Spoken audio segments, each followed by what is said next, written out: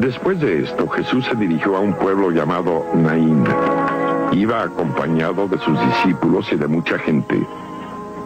Al llegar cerca del pueblo, vio que llevaban a enterrar a un muerto, hijo único de su madre, que era viuda. Mucha gente del pueblo la acompañaba.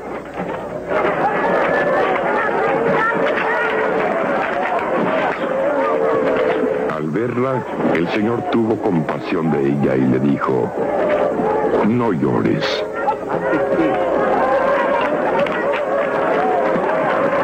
Enseguida se acercó y tocó la camilla, y los que la llevaban se detuvieron.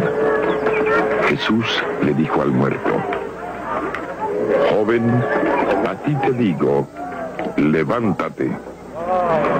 Entonces el muerto se sentó y comenzó a hablar, y Jesús se lo entregó a la madre.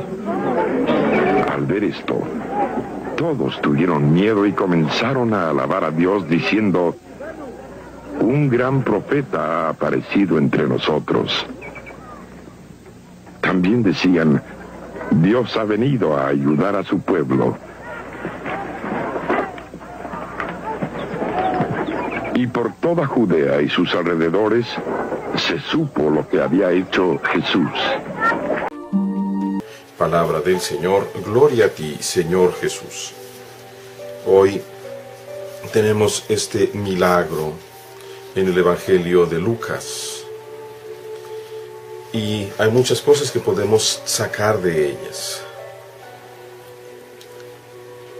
Parece circunstancial que Jesús se dirige a este pueblo llamado Naín, y que justo en el momento en que Él va entrando a las puertas del pueblo, vienen saliendo con este muerto que lo van a enterrar. El muerto era un joven, hijo único de una viuda.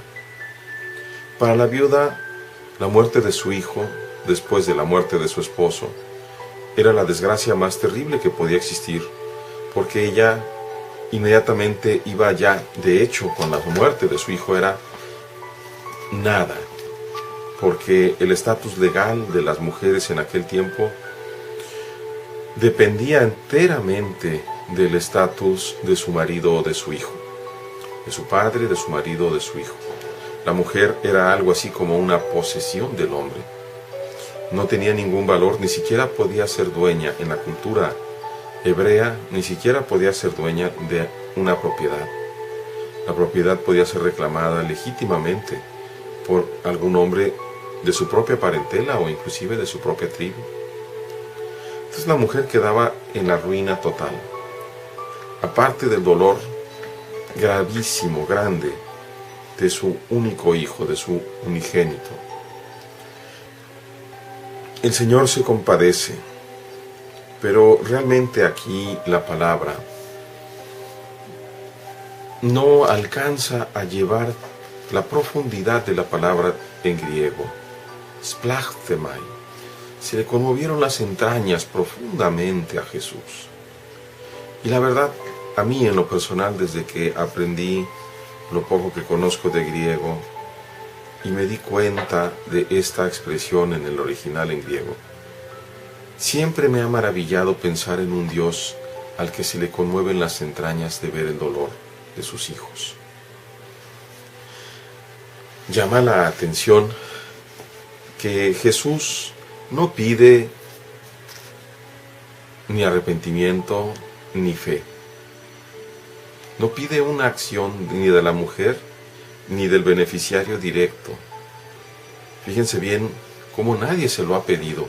Él solo se acerca, se llena de compasión por la mujer, le dice no llores, así que sin pedir nada a cambio le otorga la vida.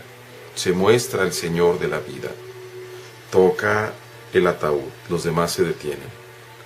Y después con voz firme que solamente me puedo imaginar, habrá pronunciado aquella palabra, cum, joven, levántate. E inmediatamente aquel que estaba muerto vuelve a la vida. La muerte no es la última palabra. Nosotros creemos no solamente en una revivificación en este mundo, sino en una vida gloriosa. Al mismo Jesús le condenarán a muerte injustamente.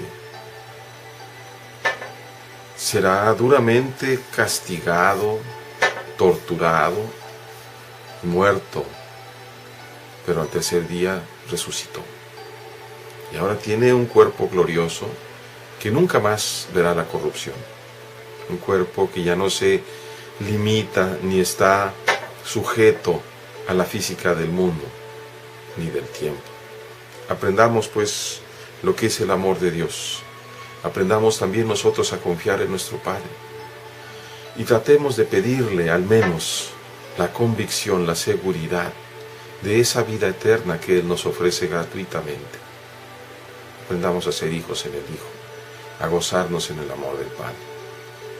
Que Dios nos lo conceda, para que un día podamos todos saludarnos en la presencia de Dios.